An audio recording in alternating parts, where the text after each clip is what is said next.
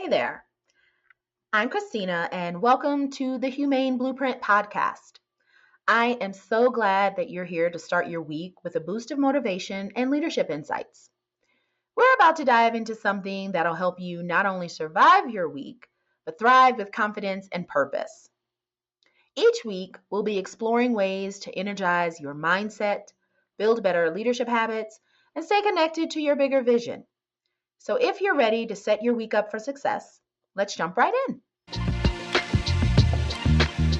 One of the most powerful lessons in leadership and in life is that growth isn't where you've been, but it's about where you're willing to go.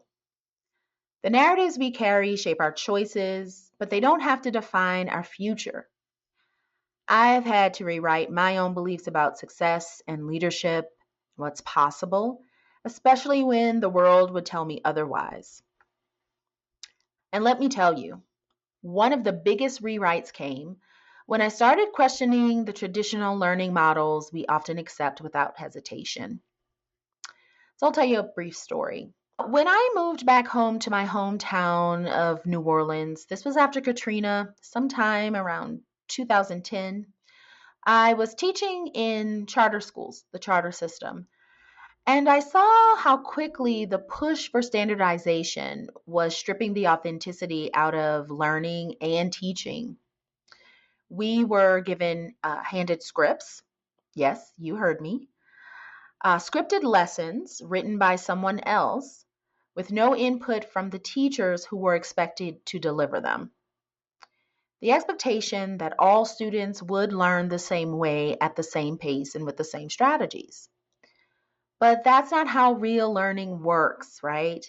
Students bring their own energy, their own personalities, and learning styles into the classroom. And so do teachers.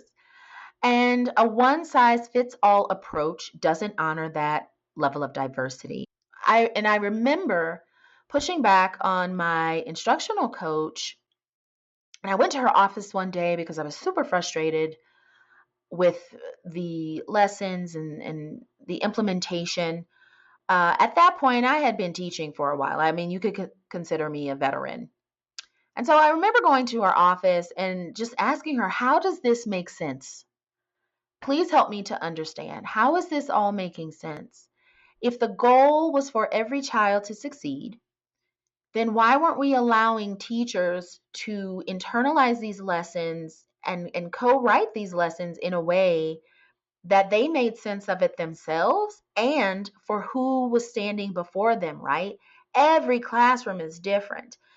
And so my question to her that day was, could it be that the reason that we weren't seeing the student outcomes that we'd expected was because we were forcing students and teaching and instruction into a mold that wasn't made for them? Now, part of that also to me is about building capacity, building teacher capacity, and that's another conversation. So why am I telling you that story? Throughout the years, I have learned that leadership, just like learning and teaching, isn't standardized. Success isn't about checking off the right boxes. It's about understanding who you are and what you bring to the table and how you empower those around you. I myself have never been the type to blindly follow rules that don't make sense.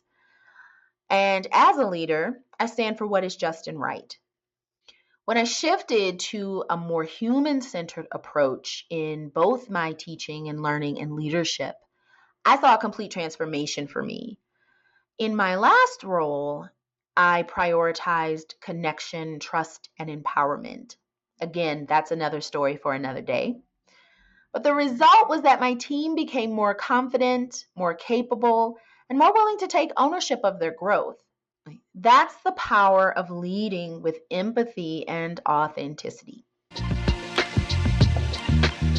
So, what are some things that I had to unlearn?